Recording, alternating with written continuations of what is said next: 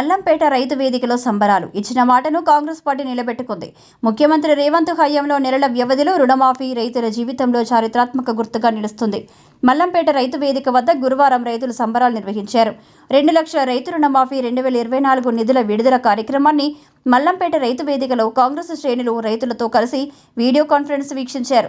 ఇందులో భాగంగా కిసాన్ సెల్ జిల్లా అధ్యక్షుడు ప్రభాకర్ రెడ్డి, మండల అధ్యక్షుడు శ్రీకాంత్ రెడ్డి, కాంగ్రెస్ పార్టీ మండల అధ్యక్షుడు గోవింద్ నాయక్, వ్యవసాయ శాఖ అధికారి నాగం కృష్ణ, విస్తరణ అధికారులు నాగరాజు, జనార్దన్, రజిత, అభిలాష్, ఆసిఫ్, తహసీల్దార్ లక్ష్మణ్ బాబు, డిఎల్పిఓ మండల ప్రత్యేక అధికారి సతీష్ కుమార్, నాయకులు ప్రశాంత్ రెడ్డి, ఆకుల శ్రీనివాస్, రమేష్ గౌడ్, బాపురెడ్డి, గౌస్ పాషా, మోహన్ రెడ్డి, హీరాలాల్, ముషటి కిష్టయ్య, నరేందర్ గౌస్, క్యాసగల్లా ప్రవీణ్ గౌడ్, దోసని సంగమేశ్వర్ తదితరులు ఉన్నారు.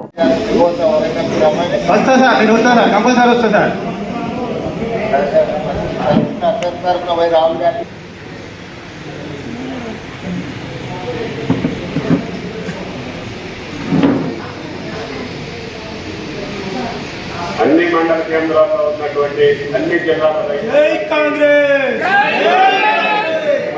రేవంత్ రెడ్డి నాయకత్వం, రేవంత్ రెడ్డి నాయకత్వం, జై కాంగ్రెస్, జై కాంగ్రెస్, ప్రభుత్వానికి కల్పిస్తున్న